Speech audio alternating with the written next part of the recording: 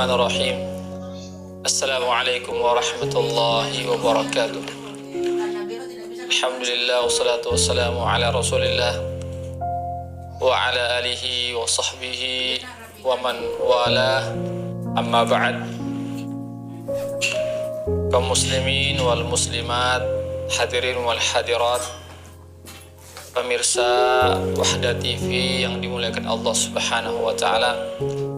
Pertama-tama kita senantiasa memuji Allah Subhanahu wa taala dan bersyukur kepadanya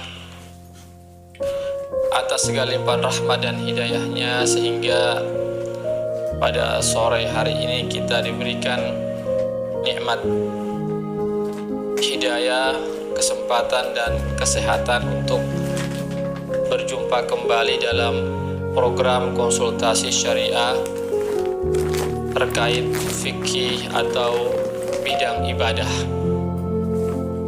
Salawat dan salam senantiasa kita kirimkan kepada junjungan kita Nabiullah Muhammad sallallahu alaihi wasallam beserta keluarga dan para sahabatnya, para pengikutnya yang tetap setia berpegang teguh kepada sunnah-sunnah beliau dan para sahabatnya hingga hari kiamat kelak. Amin ya rabbal alamin. Kaum muslimin wal muslimat, pemirsa Wahda TV rahimakumullah. Tak lama lagi insyaallah kita akan bertemu dengan bulan suci Ramadan, bulan yang sangat agung, yang sangat dimuliakan oleh Allah Subhanahu wa taala. Bulan yang penuh dengan keberkahan. Oleh karena itu, tentu kita terus berdoa agar kita dipertemukan dengan bulan yang agung itu bulan Ramadan, dalam keadaan sehat walafiat. Sehat iman kita, begitu pula sehat jasmani kita.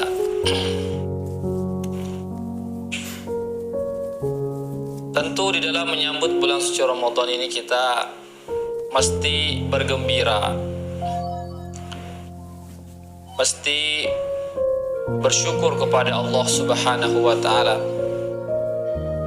Kenapa? Karena kita masih diberikan kesempatan insyaallah dengan izin Allah untuk bisa mendulang atau meraih maghfirah, ampunan Allah Subhanahu wa taala, meraih dari begitu banyak pahala-pahala di sisi Allah Subhanahu wa taala. Oleh karena itulah, marilah kita bersyukur kepada Allah, kita memuji Allah Subhanahu wa taala atas nikmat yang insyaallah Allah berikan kepada kita, yaitu bertemunya kita dengan bulan suci Ramadan. Kenikmatan yang tertinggi dalam kehidupan kita bukanlah kenikmatan materi, bukanlah kenikmatan harta, pangkat, jabatan, kekuasaan, tetapi nikmat yang tertinggi dalam kehidupan kita adalah nikmat iman, nikmat hidayah, nikmat beribadah, nikmat untuk berinteraksi dengan amalan-amalan yang Allah Subhanahu wa taala perintahkan kepada kita, atau yang Nabi sallallahu alaihi wasallam sunnahkan, contohkan kepada kita, yaitu puasa Ramadan, qiyamul lail, qiyam Ramadan, salat tarawih, qiraatul Quran, tadarus Al-Quran, sedekah, dan masih banyak lagi amalan-amalan yang mana tatkala kita bisa melaksanakannya, sebenarnya kita telah mendapatkan kenikmatan dari Allah Subhanahu wa taala. Oleh karena itu, marilah kita persiapkan diri kita dengan penuh keimanan, persiapan mental kita, fisik kita, namun yang tidak kalah penting adalah iman. Karena tentu kita bisa melaksanakan ibadah khususnya di bulan suci Ramadan itu karena faktor iman. Kalau iman kita kuat, maka insya Allah kita akan mudah melaksanakan ibadah-ibadah baik yang fardu ataupun yang sunnah di bulan suci Ramadan. Namun sebaliknya, kalau iman kita lemah, maka meskipun terkadang fisik kita kuat, tapi karena iman yang lemah atau disebabkan karena faktor dosa-dosa kita yang begitu banyak, maka ini boleh jadi yang akan menyebabkan kita susah untuk beribadah atau malas beribadah ketika masuknya bulan suci Ramadan. Oleh karena itulah, sehingga kata ulama, maka hendaklah kita juga mempersiapkan menyambut bulan suci Ramadan dengan banyak-banyak bertobat kepada Allah, dengan beristighfar kepada Allah, mohon ampun kepada Allah atas dosa-dosa yang kita lakukan sebelumnya.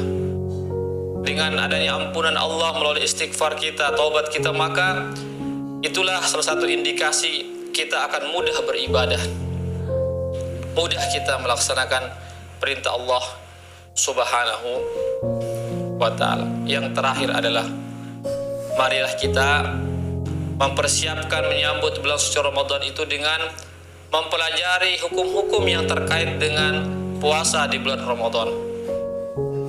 Apa yang mesti kita perbanyak, apa yang mesti kita tinggalkan, apa yang merupakan syarat-syarat sahnya puasa dan seterusnya, agar puasa kita itu bernilai ibadah, bukan cuma sekedar rutinitas, bukan cuma sekedar menggugurkan kewajiban, tetapi bagaimana kita bisa meraih ampunan Allah dengan puasa yang kita kerjakan. Kita mendapatkan pahala yang begitu besar di sisi Allah Subhanahu wa ta'ala. Yang tertinggi lagi adalah agar kita mendapatkan predikat gelar takwa, jadi orang-orang yang bertakwa, sebagaimana firman Allah Subhanahu wa ta'ala dalam surah Al-Baqarah ayat 183, A'udzu billahi minasyaitonir rajim, ya ayyuhalladzina amanu kutiba alaikumus shiyam kama kutiba 'alal ladzina min qablikum la'allakum tattaqun. Wahai orang-orang yang beriman, telah diwajibkan ke atas kalian berpuasa sebagaimana telah diwajibkan ke atas orang-orang sebelum kalian, la'allakum tattaqun, agar kalian menjadi orang-orang yang bertakwa. Itulah tujuan akhir dari puasa, khususnya puasa Ramadan, adalah agar kita menjadi orang-orang yang bertakwa. Karena takwa inilah merupakan benteng kita dari api neraka dan benteng kita dari terjerumusnya kita ke dalam dosa-dosa dan kemaksiatan. Semoga pengantar ini menyambut bulan suci Ramadan ini memberikan motivasi kepada kita, renungan kepada kita agar kita benar-benar siap menyambut bulan suci Ramadan dengan izin Allah Subhanahu wa ta'ala. Demikianlah dari kami sebagai pengantar. Setelah itu kita masuki sesi tanya jawab. Ya. Wabillahi taufiq wal hidayah. Assalamualaikum warahmatullahi wabarakatuh. Waalaikumsalam warahmatullahi wabarakatuh.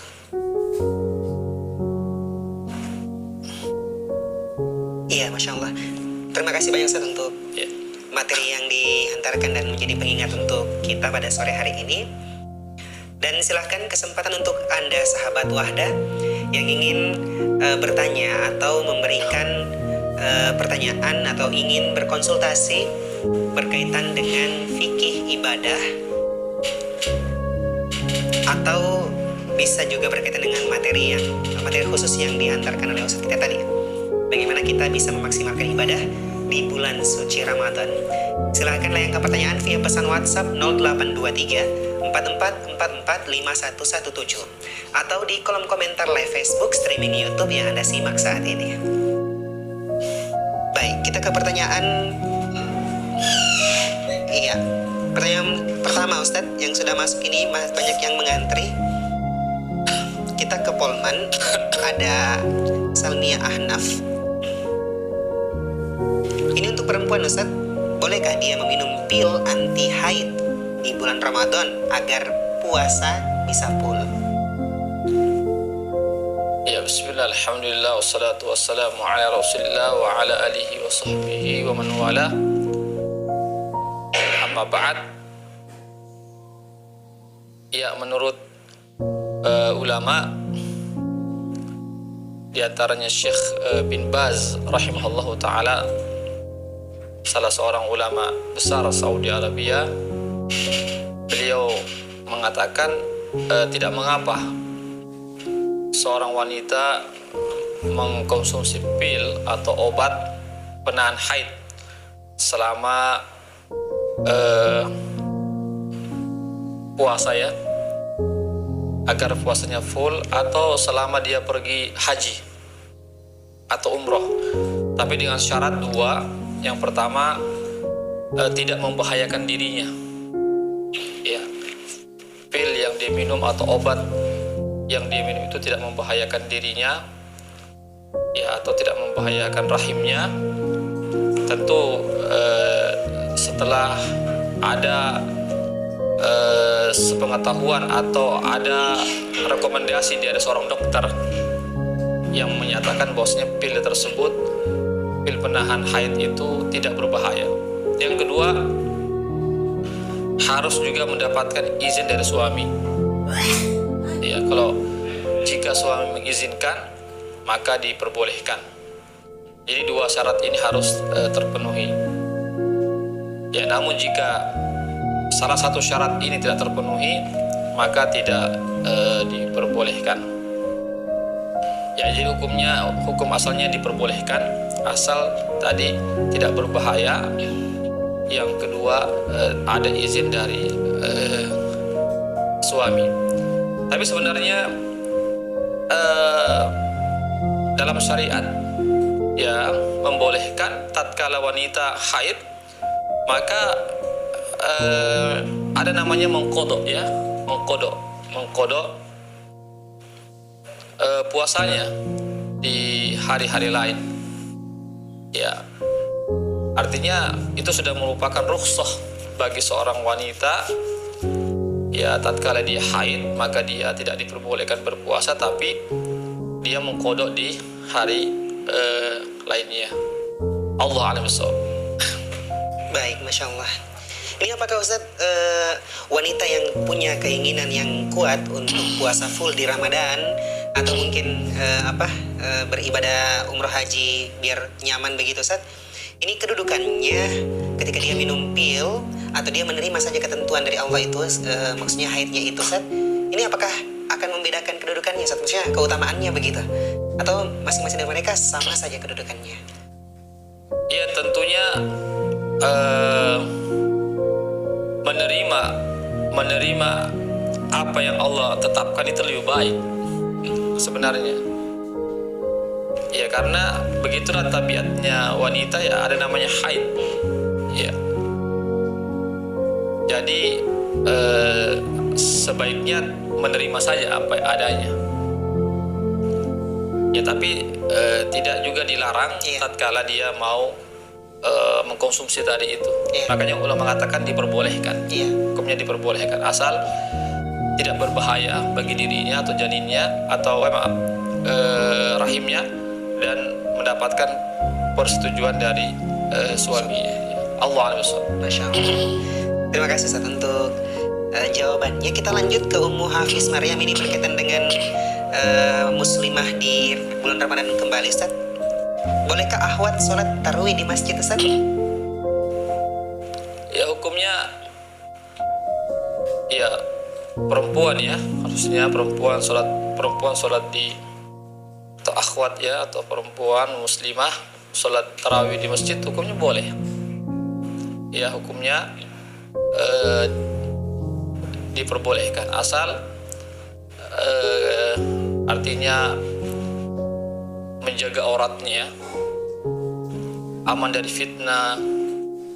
Ya, selama aman dari fitnah, maka hukumnya adalah diperbolehkan.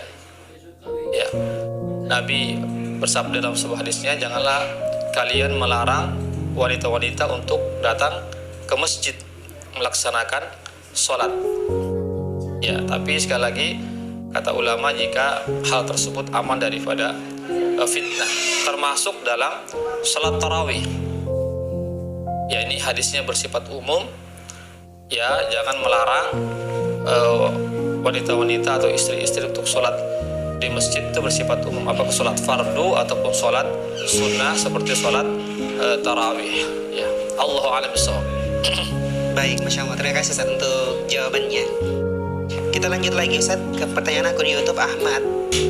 Bagaimana Ustaz kafarahnya jika seseorang melakukan hubungan suami istri lebih dari 1 kali? Maksudnya di hari Senin dan Selasa dia berhubungan suami istri. Jadi mungkin dimaksudkan di bulan Ramadan mungkin Ustaz.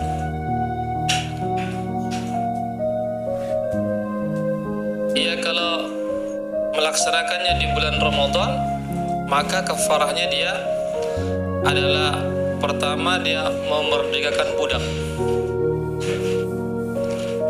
Ya, karena budak tidak ada, maka dia berpuasa 2 bulan berturut-turut. Jika dia tidak mampu berpuasa 2 bulan berturut-turut, maka dia ya ketika memberikan makan ke 60 orang fakir miskin. Jika tidak mampu berpuasa 2 bulan berturut-turut, maka dia wajib untuk memberikan makan 60 orang kepada fakir miskin. Ditambah dia harus juga mengqadha hari yang dia tinggalkan itu. Ya.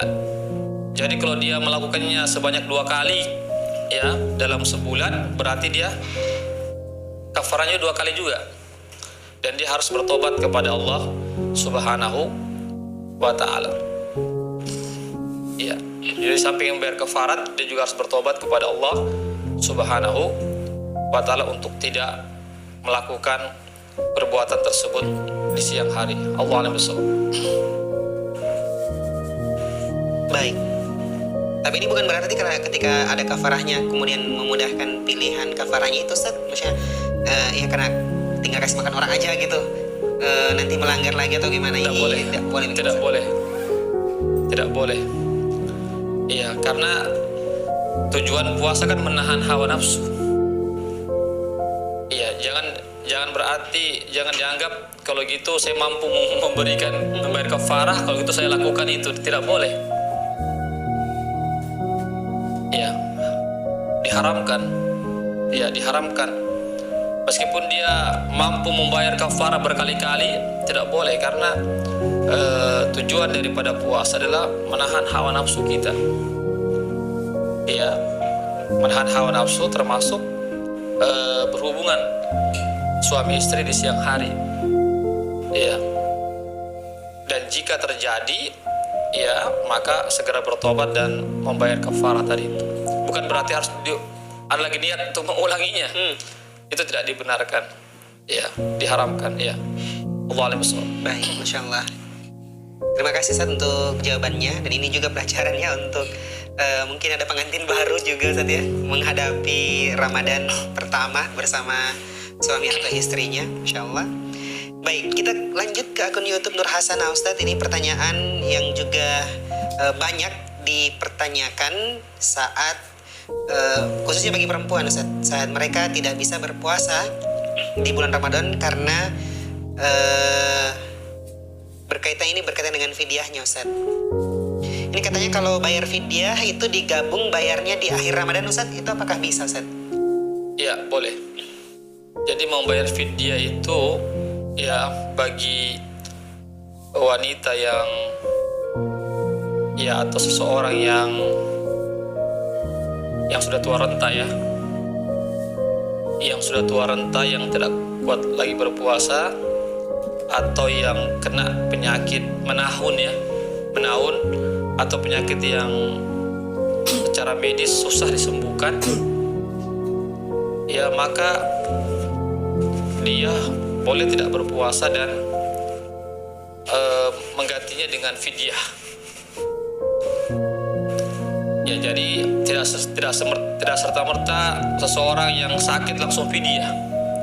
Jadi yang fidyah itu adalah orang yang tua, yang sudah tua renta, yang tidak bisa lagi berpuasa, tidak kuat lagi. Laki-laki dan perempuan. Baik.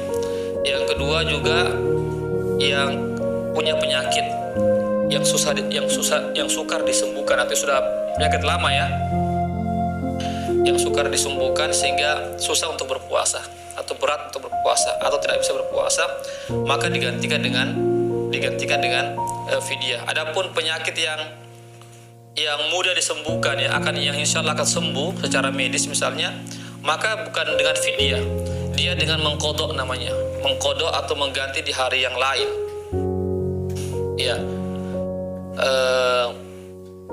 Begitu juga yang hamil ya, yang hamil atau menyusui juga, seandainya hamil dan menyusui itu tidak terus menerus ya, ada selang waktu dia tidak hamil atau tidak menyusui, maka dia juga harus mengkodok, bukan dengan membayar fidyah di situ.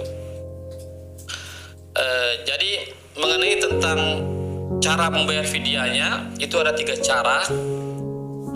Bisa dibayar di awal puasa, bisa langsung dibayar sekaligus 30 hari misalnya di awalnya, sebagaimana Anas bin Malik ya, ketika beliau sudah berumur, sahabat Nabi yang bernama Anas bin Malik, disebutkan dalam riwayat ketika beliau sudah berumur di atas 100 tahun, tidak kuat lagi berpuasa, maka beliau membayar fidyah dengan mengumpulkan 30 orang ya, fakir miskin, diundang ke rumah beliau untuk makan.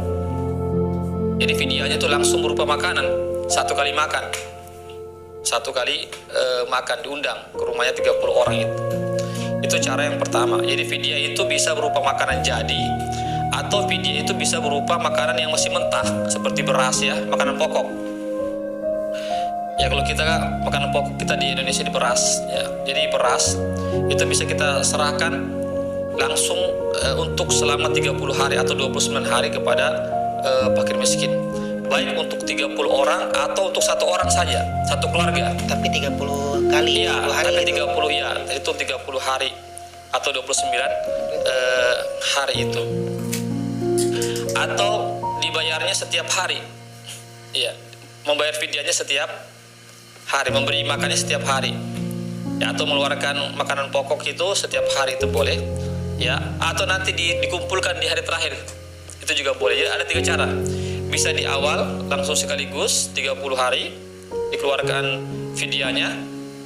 atau dibayar setiap harinya ya, setiap hari di bulan suci Ramadan, atau nanti dikumpulkan di hari terakhir Ramadan, lalu diserahkan fidyahnya itu sebanyak 30 hari kepada 30 orang atau kepada 1 kepala keluarga, itu sudah mencukupi selama dia miskin ya. Fidyahnya itu sebesar fidyahnya itu setengah sok.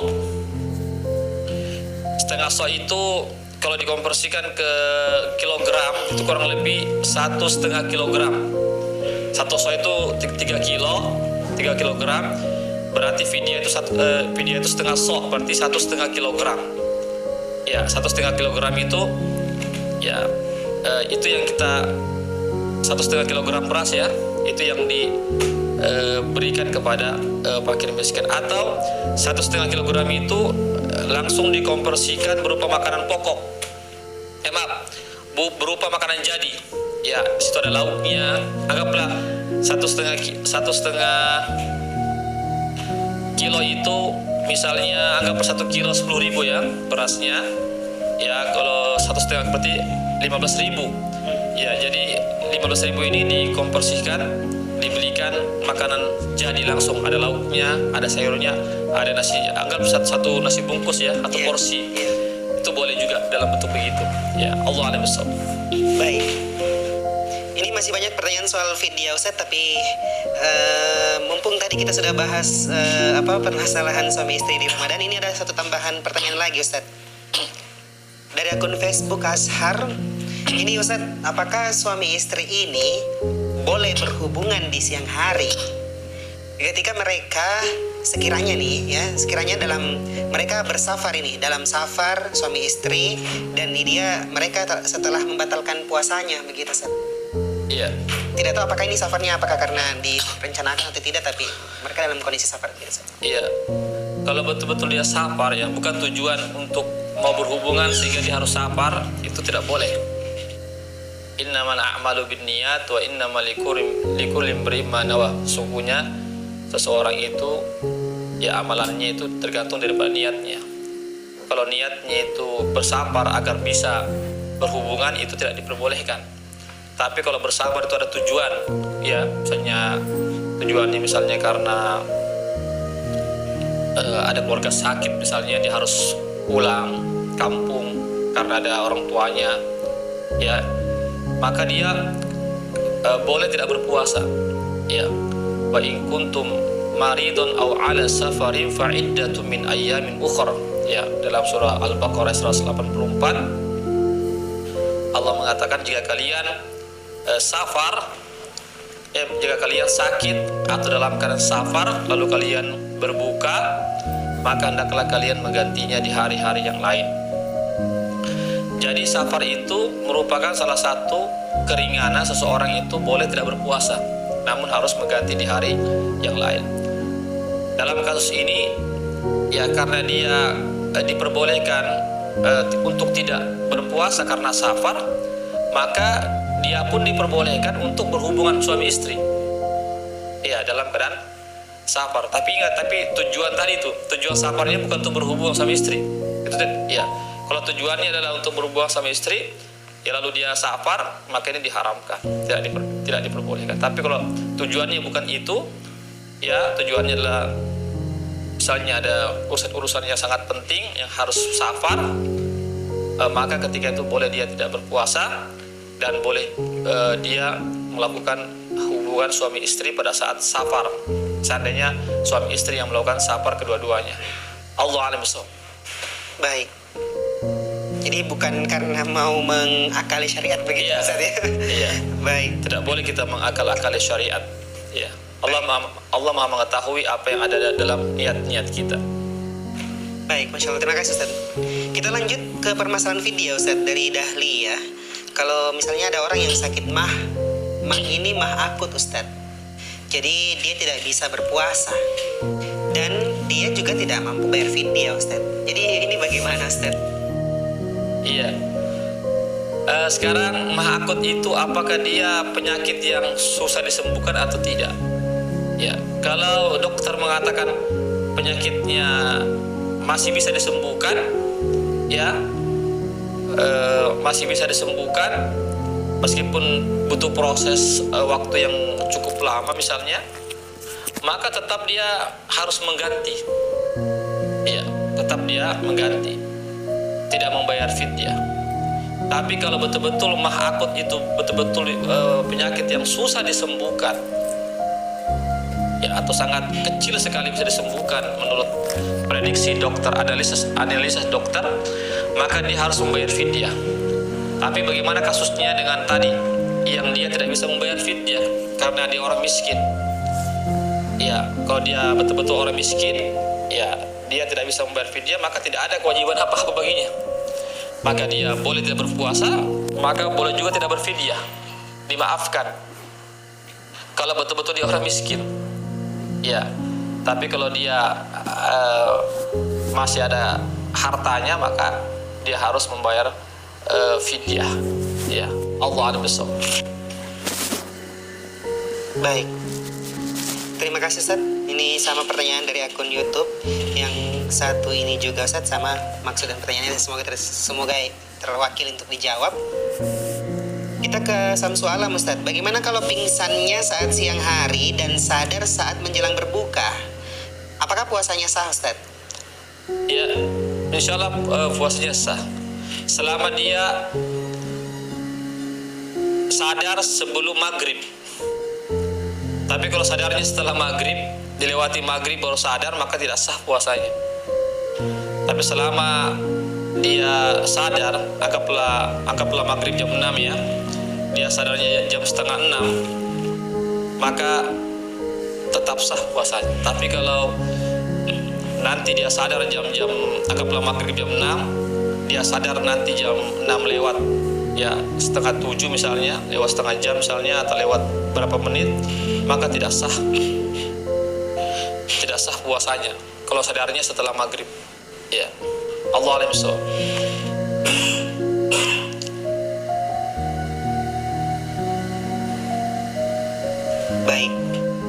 Terima kasih untuk jawabannya, Ustadz.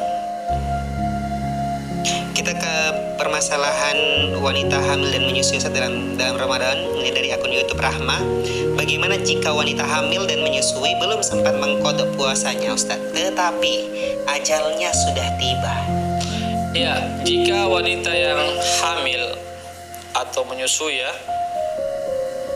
tidak sempat mengqadha puasanya yang ditinggalkan, qadarullah ajalnya tiba, maka tidak ada kewajiban baginya, kecuali kalau ada waktu, misalnya ada kesempatan dia mengqadha tapi dia undur-undur, dia tunda-tunda qadanya, padahal dia ketika itu mampu untuk mengqadha, maka ketika itu dia punya utang puasa dan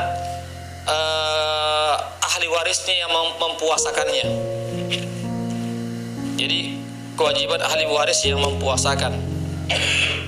Ya, sebagaimana dalam sebuah hadis Rasulullah SAW, man mata wa ali siyam sama anhu waliyuhu, atau kama qala Nabi sallallahu alaihi wasallam.